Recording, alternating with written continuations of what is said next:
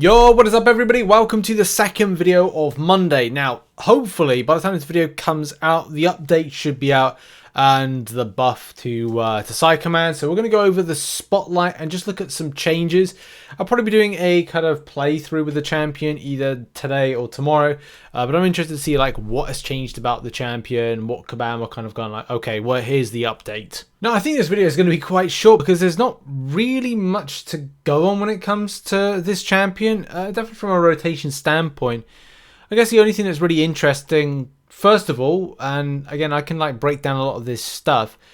The major note is the Fury buff on SP2 whilst in Hate is that it's 20 seconds and the attack rating, and depending on the rarity, like I've got like a 6-star one that's kind of on screen right now that's currently in game prior to any kind of changes.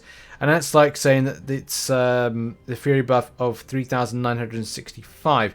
Now, if I kind of get a 5-star one up, I think this is based on a 565 in order to kind of give a like a comparison standpoint. So yeah, the SP2 there, 2324 Fury buff and 14.5 seconds in game. New buff to be 20 seconds. So I mean, looking at that, Kabam's notes on this: the Fury buffs from this attack are refreshed whenever MCOC rotates through his modes, so regularly rotating through your modes will allow you to stack multiple Fury buffs, which in turn means his SP1 will inflict additional shocks. The heal block is also a useful way to get a heal block, blah blah blah blah blah blah blah blah blah blah. So yeah, I don't know that. I mean, that's not really increasing anything when it comes to potency. That's really kind of like the length of time, so it's heavily kind of pressured on you as a player to kind of get the rotations in correctly and well and fluidly. The SP2 as well seems like there's another thing that's changed with numbers. And as I said, this is always very difficult to kind of find stuff that's in this particular buff that's been extensively changed. Definitely points to this being a champion of utility factors. And I'm sure it will be able to do damage. It's just one of these question marks as to like, well, is this the numbers side of things changed? No. Is it a case of timings changed? Yes.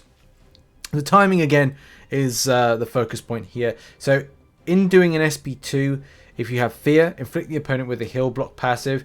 In game currently is 18 seconds, and when the buff comes in, this is going to be buffed up to 20 seconds. 2 whole seconds of being able to heal block. It's still a sufficient time. It's nothing really to be quibbled at. But yeah, again, it just boils down to numbers and damage potency, which again, like looking at like 2324, which is currently for things like the Fury buff, and I'm sure the shock damage will be equally as potent, or it's kind of like as it is at the moment. It's just nothing that's been changed numbers wise for that, which again is kind of weird and could be a little bit annoying. And at this point, I'm kind of thinking, okay, well, there must be some baseline stats that have been changed in order for this to be more, you know, potent. And sadly, that's not the case. Nothing on the attribute side of things, which, you know, have things like your critical rating or whatever and all that percentages. But I was looking for an attack, which still remains the same, and it's still obviously it said 2324, and it's going to remain 2324, which you can see right there. Nothing in a way changes when it comes to health. So yeah, that's a thing, isn't it? There's also one final change to mention, and that is the SP1. So whilst in the Doubt control box mode, the attack is passively unblockable and inflicts opponent with power drain, debuff, depleting 30% of the current power over 6 seconds. And this is being increased to 8 seconds, which you can find right there. So it's just a 2-second increase, or over over 8 seconds as opposed to over 6 seconds. Well, I suppose it's the same thing really, that you're able to take more power over a large space of time. The thing is with MCOC, and it's just interest. Like Kabam must have like seen the stats and the numbers of like the extent of how much MCOC is a playable champion. There's definitely a lot of characteristics that point into more of a utility, but there is the kind of element of going, there's something missing. It just feels like there's some elements kind of like not there when it comes to like the champion. If it's going to be a highly utility based champion, then that's fine. But at the same time, if Kabam want to see like higher numbers of takeover of the champion to be used, then they're going to be looking towards things like, I don't know, extended damage. And if the stats aren't there that can be beefed up, which we've kind of said, there's been no stats for attack being built up, or things like increasing the damage by shock debuff, which you can do with the champion. It's just finding like those elements of players loving not there, and if it's not there, then it's like, well, you know, players might not want to play the champion, especially like, you know, kind of like, okay, we'll be in hate mode is defeat the opponent with a shock debuff dealing X amount of energy damage over 6 seconds. That hasn't been buffed, but remains the same. And then if you're still in hate, go into you know, that mode. RichTheMan gets the fury. So I suppose if you want to stay in those two methods, that's your kind of like your front end damage, your offensive, your your offensive elements. But then if you want to go down a different route where you want to, I don't know, suppress a healing, then you'll stay in your fear mode and you do whatever we need to do with that one. The same thing with being in doubt and SP1 and taking power. So it's like, I think this will be fun for those that like this champion. I don't think you're looking for anything, I don't think you're seeing anything too major when it comes to sticking in different modes. Yeah, okay, what? If you play the champion predominantly to power control, you stay in doubt, or you're in the doubt mode and you're like, okay, extra 2 seconds of power drain. Is that going to be helpful for me? Don't know. If you're in hate, then yeah, okay, it gives you a longer time to like inflict a bit of damage. That longer damage being an extra, what, let's just say 5.5 seconds, which anything can happen. The AI could be completely passive, it could be defensive, and you won't get an opportunity to use it, and you're there like, okay, well, why did I go and do this with this this SP2 if I'm not going to get any benefit from it? And then like the final element is if you're going up against a high regener, so something that, yeah, it's usually regenning, and you're like, okay, I need to suppress this. Then you get a longer time with the heal block passive. That seems pretty good. So you could be, I don't know really the best way to describe it. It's like you could be under the failure of your own making, depending on what mode you choose, to the amount of damage you can do whilst in said mode. But it still remains the same, that you can have some great utility with RichTheMan. And I think it just would have been nice to see some like a bit of beef up in numbers. Maybe like on shock damage, maybe even it's a case of the fury, maybe it's a case you can then opt more for it to be more of an offensive line champion than a defensive or utility based champion, and maybe with the utility factors having something extra to it.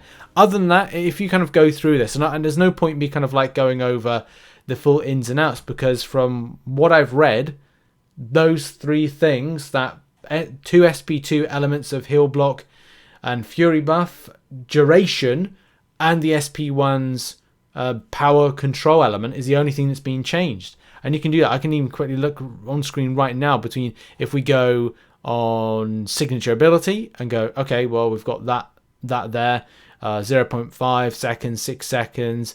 Then we've got there 25% of bar of power going into the game side of things. If I just click on signature ability, it's exactly the same. It's like there's no difference there with this.